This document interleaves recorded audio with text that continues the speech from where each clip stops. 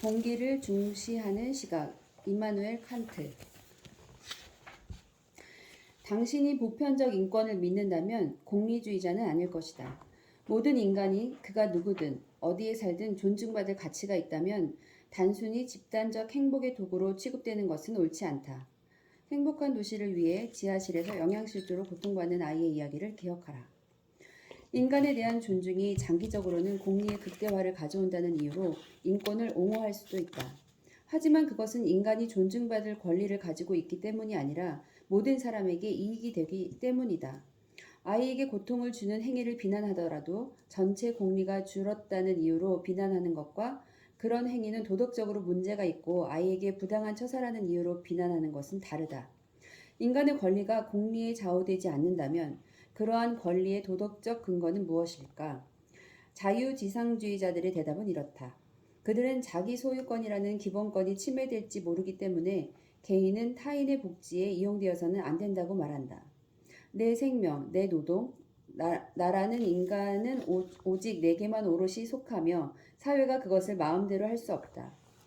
하지만 이제껏 살펴보았듯이 자기 소유라는 개념을 일괄되게 적용해보면 열렬한 자유지상주의자들만이 찬성할 수 있는 내용들이 포함되어 있다. 즉, 낙오자들을 보호할 안전장치가 없는 간섭받지 않는 시장, 불평등을 해소하고 공동선을 장려할 수 있는 거의 모든 수단이 배제된 최소국가, 합의를 완벽한 행위로 칭송하여 스스로 인간의 존엄성을 훼손하는 행위, 합의한 식인행위나 노예매매 등 마저 인정하는 사고방식이다. 소유권과 제한된 정보를 지지했던 영국의 위대한 이론가 존 로크조차 제한 없는 자기 소유 권리를 주장하지는 않는다. 그는 자기 생명과 자유를 자기 마음대로 처리해도 좋다는 생각을 거부한다. 하지만 양도할 수 없는 권리를 주장하는 로크의 이론은 하나님을 끌어들이는 탓에 종교의 논리에서 벗어나 권리의 도덕적 근거를 찾으려는 사람들이 보기에는 문제가 있다. 칸트의 권리 옹호. 임마누엘 칸트는 의무와 권리에 대해 다른 어떤 철학자보다 강력하고 영향력 있는 설명을 내놓았다. 그의 설명은 우리는 자신을 소유한다거나 우리 목숨과 자유는 하나님의 선물이라는 주장에 기반하지 않는다. 대신 우리는 이성적 존재이기에 존중받아야 하는 존엄성을 지녔다는 생각에 근거를 둔다.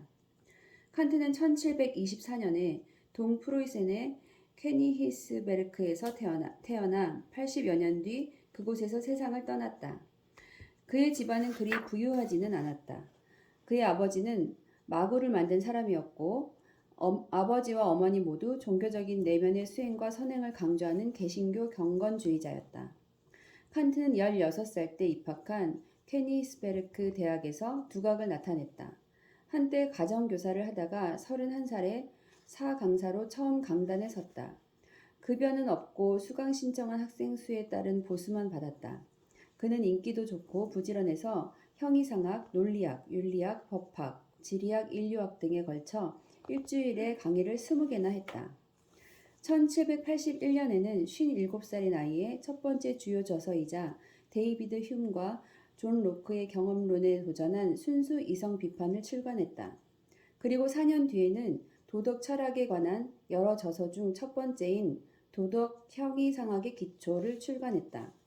제러미 벤담의 도덕과 입법의 원리가 출간된 지 5년 뒤에 나온 도덕적 형이상학의 기초에서 칸트는 공리주의를 신랄하게 비판했다. 그는 도덕이란 행복 극대화나 그 밖의 어떤 목적과도 무관하다고 말했다. 그 대신 도덕은 인간 그 자체를 목적으로 여기고 존중하는 것과 관련 있다고 주장했다. 칸트의 도덕 형이상학의 기초는 미국 독립혁명과 프랑스 혁명 사이에 나왔다. 이 책은 두 혁명의 정신적, 도덕적 파장과 더불어 18세기 혁명가들이 인권이라 칭하고 오늘날 우리가 보편적 인권이라 부르는 개념에 든든한 토대를 제공했다. 칸트의 철학은 어렵다.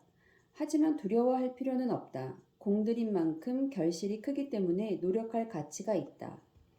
도덕 형이상학의 기초는 커다란 질문을 제시한다. 도덕의 최고 원칙은 무엇인가? 그리고 이 질문에 대답하면서 또 하나의 커다란 질문을 던진다. 자유란 무엇인가? 이 질문들에 대한 칸트의 답은 이후 도덕 정치 철학의 줄곧 모습을 들이우고 있다. 하지만 칸트에게 주목하는 이유는 오로지 그의 역사적 영향력 때문만이 아니다. 처음엔 칸트의 철학을 이해하는 것이 엄두가 나지 않지만 그의 철학은 우리가 모르는 사이 현대의 도덕 및 정치적 사고방식에 상당한 영향을 끼치고 있다. 그러므로 칸트를 이해하는 것은 철학적 훈련일 뿐 아니라 공적 삶의 핵심 사고방식을 살펴보는 방법이기도 하다. 칸트가 강조한 인간의 존엄성은 현대의 보편적 인권 개념에 영향을 미쳤다. 더욱 중요하게도 자유에 대한 그의 설명은 오늘날 정의를 주제로 한 논쟁에도 자주 등장한다. 나는 이 책의 첫머리에서 정의를 이해하는 세 가지 접근법을 소개했다. 그중 하나인 공리주의 접근법은 정의의 개념을 규정하고 무엇이 옳은 일인가 판단하려면 사회 전체의 복지를 극대화하는 방법이 무엇인지 찾아야 한다고 주장한다. 두 번째로 소개한 정의를 자유와 연관시키는 접근법은 자유지상주의자들의 관련 사례를 통해 설명했다.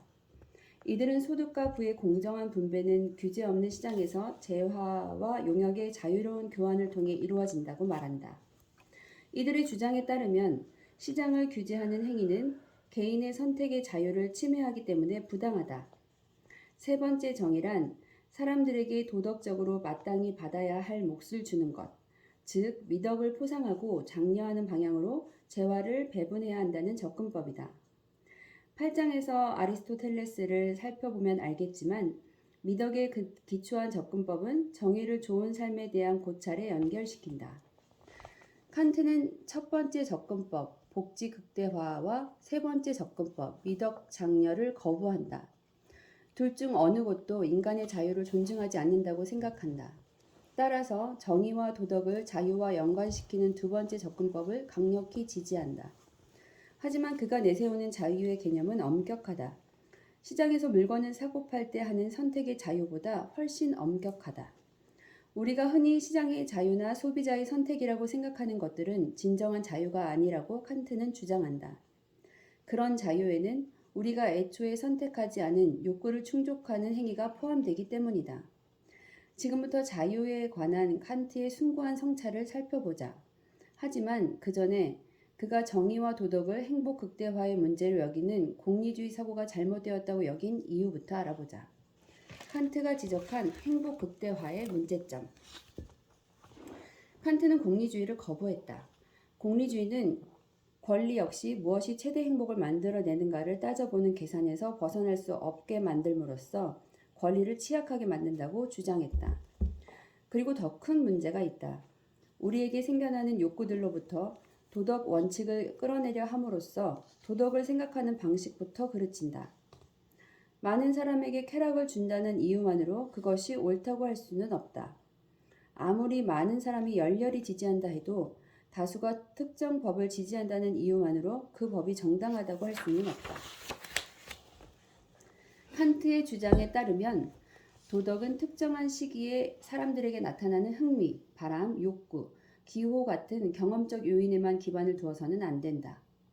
이러한 요인들은 가변적이고 우연적이어서 보편적 도덕 원칙, 예를 들어 보편적 인권이 되기 어렵다고 지적한다. 하지만 칸트가 더 근본적인 문제로 지적한 것은 도덕 원칙을 기호나 욕구, 행복의 욕구도 마찬가지로 그런 것을 바탕으로 생각한다면 도덕의 진실을 오해하게 된다는 사실이다. 공리주의의 행복 원칙은 도덕성 확립에 어떤 식으로든 전혀 기여하지 않는다. 누구를 행복하게 하는 것은 그를 선하게 만드는 것과는 다르며 이익 추구에 신중하거나 영악하게 만드는 것은 덕이 있는 사람을 만드는 것과 전혀 다른 일이기 때문이다. 도덕을 사람들의 흥미와 기호에만 기준을 둔다면 도덕의 존엄을 훼손하게 된다. 또한 옳고 그름을 분별하는 법을 가르치지 못하고 계산에만 밝은 사람이 되게 한다. 우리의 바람과 욕구가 도덕의 기준이 될 수 없다면 무엇이 그 기준이 되어야 할까? 한 가지 가능성은 하나님이다. 하지만 그것은 칸트의 대답이 아니다.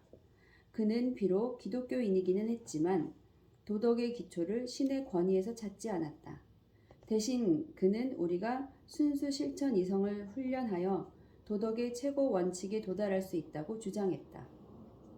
칸트에 따르면 이성으로 도덕법에 이르는 길을 찾기 위해서는 이성적으로 사고하는 능력과 자유롭게 행동하는 능력이 얼마나 밀접한 관련이 있는지부터 살펴봐야 한다.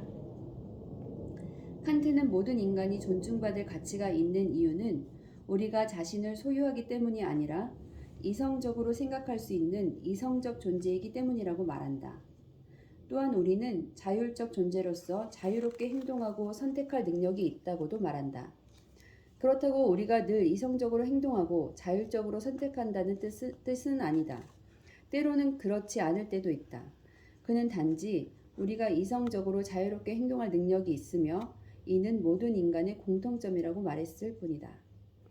칸트는 이성적 능력이 우리 능력의 전부가 아니라는 사실을 선뜻 인정한다. 우리는 쾌락과 고통을 느낄 능력도 있다. 그는 우리가 이성적 존재일 뿐 아니라 유정적 존재라고 말한다. 칸트가 말하는 유정적 능력이란 감각과 느낌에 반응하는 능력이다. 따라서 벤담이 옳았지만 절반만 옳았다. 우리가 쾌락을 좋아하고 고통을 싫어한다는 점에서는 벤담은 옳았다. 하지만 쾌락과 고통이 우리의 통치권자라는 그의 주장은 옳지 않다. 칸트는 이성이야말로 적어도 때로는 통치권을 행사할 수 있다고 주장한다. 이성이 우리의 의지를 통치할 때 우리는 쾌락을 추구하고 고통을 피하려는 욕망에 조정되지 않는다.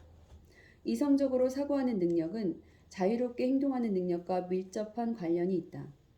이 두 가지 능력이 합쳐져 우리는 특별한 존재, 다른 동물과 구분되는 존재가 된다. 이 능력으로 우리는 단지 욕구만 느끼는 동물이 아닌 그 이상이 된다.